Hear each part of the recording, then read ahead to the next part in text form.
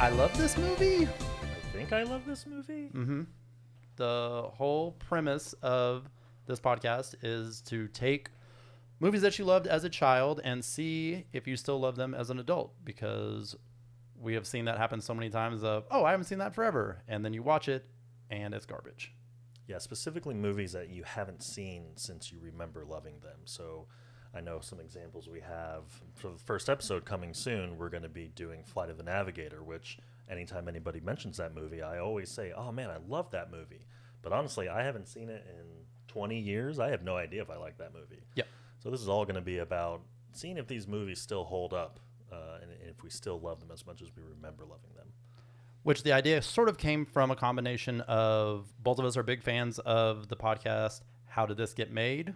With Paul Scheer, Jason Mantzoukas, and June Diane Raphael, which is, in my opinion, the best podcast out there. So this is sort of our version of the same sort of thing. They ended up multiple movies having done, like, kind of unintentionally sometimes having seen a movie before. Theirs are all about sort of quote unquote bad movies. These are movies we're hoping hold up, but we're skeptical because of having seen it not be true so many times. Yeah, we want to be perfectly clear. This is a bit of a rip-off podcast, but we're totally okay with that. If you haven't seen How Did This Get Seen, I guess no one's really seen it. If you haven't listened to How Did This They do Get have live. Made, They do have live broadcasts, so some That's people true. probably have seen. Some people have seen it. Stop listening to us right now and go check them out, because all credit to them. They really do have at least the best movie podcast out there, and everyone should really go check that out. Or listen to us both. That would be my suggestion. Yeah, Like, after them, then definitely come back and listen Right. to this. they are the more famous version. So if you like listening to famous people, listen to them. We are not famous people Yet. but We should pretty probably funny. introduce ourselves. Yeah, not a bad idea. So I'm Patrick. I'm John, and yeah, we're just normal guys that like movies and are friends. And Yeah, we really built a lot of our friendship, I think, on talking about movies and watch a lot of movies together and like a lot of different stuff. And actually, recently, we decided to go through and see if we could come up with our top 50 movies of all time. And I actually did 100. I can't remember how many you ended up with. yeah, I had my top 50, and then like the almost made it. So I think there were like 15 that were right on the verge, but not quite in my tops. And I stopped ordering them at some point because that process was getting so tedious. But Yeah, every time I look at my list, I end up... Literally, before this podcast, I changed the top 10, like 5 different movies. It keeps changing. yeah. And you're using literally correctly, so I'm really happy that you did it. I It might really have. was like 30 seconds ago, still moving stuff around. So it was literally right before we started. But yeah, it's funny because in our top 10, I think we have like 4 or 5 of the same movies in our top 10, and then some of the other ones are not on either of our total lists at all. Yeah, Like, you have movies in your top 10, like you were just saying, that are, I don't even think are on my list. And Yeah. certainly in our top 50s, they start getting pretty different as Yeah. you start to look at them. Yeah, I didn't run the numbers exactly how many were similar and how many were different, but it was quite a few similar. And then, yeah, some of them are just like, oh, I'm fine if I never see that movie ever again. I can't believe you like that movie. So We should probably, so we have a Twitter that we've just created for this, and by the time this goes live, that Twitter will be up. Maybe we should start posting like John's 1 through 10 or John's 50 through 40, and we'll count down. Oh, yeah, go backwards. And post those. So if you haven't already, go ahead and give us a follow on Twitter. I believe it's at I love that movie _ Correct. Okay. At I love that movie _ and give us a tweet. Let us know what you think of everything. If you have some suggestions for movies that we could do in the future, we have a pretty healthy list right now of about 30 movies, Something like that. That sounds right. 30 good ones that we came up with that we're going to be doing. The reason we picked Flight of the Navigator is when we first were kicking around the idea of this, we said, well, let's just think of 5 movies. And Flight of the Navigator was in both of our 5 lists of things that we thought that we loved and that we hadn't seen. I really think that I was like 10 years old the last time I saw Flight of the Navigator. Maybe 12. Yeah, I can't remember when it was. And so I don't think we've talked about we've talked about the premise, but not exactly the layout of what we're going to be doing. So what this podcast is going to be is basically 2 parts, and we're kind of hoping everyone will do sort of the same thing with us if they haven't seen the movie recently. So we're going to get together and record talking about the movie and what we remember from it. We're not going to look anything up. We're certainly not going to watch it. And basically just describe our memories of loving that movie and what we think we loved about it and why we loved it as kids. And then we'll pause, we'll go watch the movie, come back and record our reactions to it. Right. And hopefully as soon as possible after watching. And we kind of, I specifically unintentionally spoiled things from Fire the Navigator when we first started talking about it. And I'm going to avoid spoilers for movies I've already seen, but have now aged out of the memory of them. But really going to try to avoid any other like trivia or spoilers things to keep it as fresh as possible. And also, just due to obviously John and I being different, there are some movies on the list that the other person has never seen. Right. So occasionally we'll get some reactions that are just completely fresh, first time seeing it as an adult, and probably looking at each other and thinking, what the hell? Wait, why did you ever love this movie? Yeah, for me, we know the one that we're going to do that I loved as a kid and that Patch had never heard of before was Ice Pirates. And yours was The Guyver, right? Yeah, The Guyver. Yeah. That you didn't know that Mark Hamill was in. Nope. And so you're like, what? Luke when I is loved in that this? movie, I don't think I had seen Star Wars yet. Yeah. Because I didn't get into Star Wars that's until like crazy. young teenager years. Oh, I can't imagine watching Star Wars and saying, oh, it's the guy from The Guyver. I'm not sure I was smart enough to do that either. But. He's also in Star Wars? That blows my mind. Yeah, we're gonna have to do that episode. You had not told me that before too. Oh, that's amazing. And I remember, like, Star Wars first for me, but I remember as a kid watching, and we're kind of getting into the Ice Pirates already, but watching Ice Pirates and being like, oh, this is like another Star Wars. Like, this is just as good as Star Wars. I think I think even terrible. in How Did This Get Made, they sort of talk about in some of the movies where a lot of studios saw the success of Star Wars and just crapped out a version as fast as they possibly could. Yeah. What's the one they just did it a couple months ago that was? It's not remember. Space Force, but I mean, they all have such like Space Wars, or was it? It was like it was pretty obvious. Go watch a Star Wars. No, yeah, it is. They all have such. I mean, really taken out of context, everything has stupid names. Interstellar is a stupid name. Like if you're just like combining all of them, like it's just let's put two words that sound like space together. Inner Space is on our list of ones we want to do, right? For this? Oh, Inner Space. Yeah. Yep. That's definitely that's on the list. That's a movie I remember liking quite a bit. Yeah. We'll see if that one holds up. So this first episode is really just an intro to kind of get to know us, see if people think they might be interested in this, and we thought it would be fun to go ahead and list our current top 10 movies, all-time ranked favorite, favorite. Yes, not that we think it's the best movie, although some of them it's kind of hard to distinguish, but yes, your favorite movies. Right. So this is not. You know, a lot of people would argue that The Godfather is one of the best movies of all time. I personally don't even really like The Godfather movies, so it's not on my list. Right. It's not on my favorite list either. I like it, and I think it's a good movie, but I don't want to sit down on a lazy Sunday and watch 3 hours of The Godfather. Yeah. That's a lot. Yeah. No, I regret doing it the one time that I did it. So go ahead and start, John. What are your top 10? My top 10 of all time. Number 1, Fight Club. Number 2, Cool Hand Luke. Which, if you're not familiar, is an older movie with Paul Newman from the 60s. Princess Bride is 3. Empire Strikes Back is 4. Coming to America 5. Young Frankenstein 6. 7, Shawshank Redemption. 8, 25th Hour, which is also a little bit more obscure, Ed Norton. And number 9 is The Jungle Book, the original animated version, because I love Baloo. And 10 is Rounders. Interesting. So I think we only have 2 in our top 10 that match. No, Princess Bride. Oh, right, and 5. Okay, yeah. So we have 3. Yep. Okay, I'm gonna go in reverse order because I think that's more exciting. So for me, top 10 favorite movies: number 10, Interstellar; number 9, Usual Suspects; number 8, Seven; number 7 is Rounders. I should switch those because that'd be easy to remember. Number 7 is 7. 7. Number 6, The Princess Bride. Number 5 is It, and you'll start to learn that I'm a bit of a horror geek. I got into it pretty young. It's always been a favorite of mine. My wife and I enjoy horror movies probably more than any other genre. John, I don't think you'll have too many horror movies on yours. I don't have a bunch. I love horror movies, but I don't think of it as being like my favorite movies. Yeah, we'll have to. I'm looking forward to finding some horror movies that I haven't seen since I was a kid. But remember you watch them so much. I know that's the thing is I watch hard. them all the time. It's gonna be tough. Yeah. I think Critters might be one. Oh yeah. But for me, it was defining. I know it's not really a movie, and we're talking about the 1990 miniseries, but I count it as a movie. I've probably seen it 100 times and still watch it once a month almost regularly. So continuing, number 4 is Star Wars. John and I are both big Star Wars fans, but like most fans, we start to kind of split off as we get to more of the current movies that have been made. Well, because I have Empire as my number 4 movie ever, and you have the original. Like I always have A New Hope. Right. For me, A New Hope is, without that, we wouldn't have this world, and it'll always be one of my favorites for sure.